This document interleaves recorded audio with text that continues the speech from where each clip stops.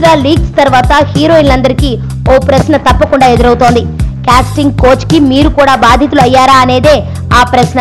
ఇప్పుడు అదే ప్రశ్న కాజల్ కు ఎదురైంది. అవకాశాల కోసం మీరు ఏమి చేయాల్సి వచ్చిందని అడిగిన జర్నలిస్టుకి ఘాటుగానే సమాధానం ఇచ్చింది కాజల్.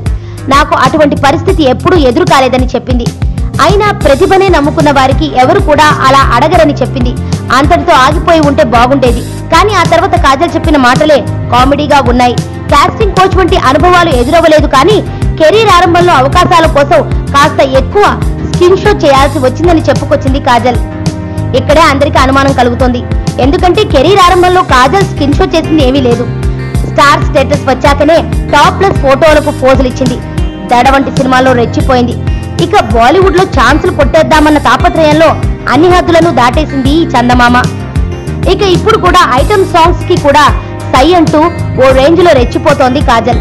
మరి ఈ స్థాయి రెచ్చిపోవడాలు కాజల్ కెరీర్ ప్రారంభంలో అస్సలు లేవు.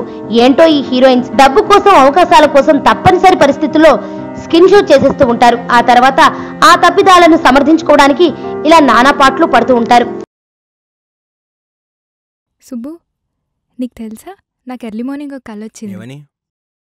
నువ్వు నన్ను జ్యువెలరీ షాప్కి తీసుకెళ్ళి వడ్డానం కొనిచ్చావంట. ఏ టైంకి? గుర్తులేదు సుబ్బు, 5 అనుకుంటా. అదే మరి 5కి మీ బాబు వచ్చి బిల్లు కట్టినట్టు నాకు కాల్ వచ్చింది.